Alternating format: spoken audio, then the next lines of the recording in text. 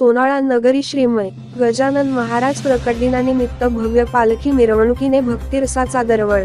उपसंपादक अशोक आकोटकर यांची रिपोर्ट।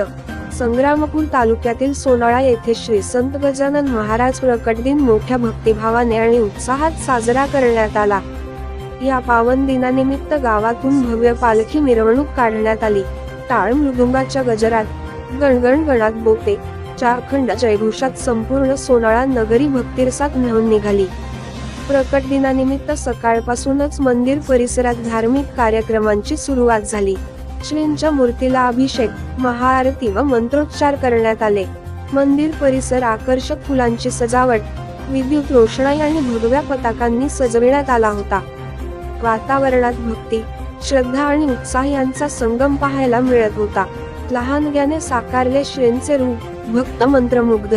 या सोहळ्याचे विशेष आकर्षण ठरले ते एका छोट्या चिमुकल्याने साकारलेले श्री गजानन महाराजांचे रूप।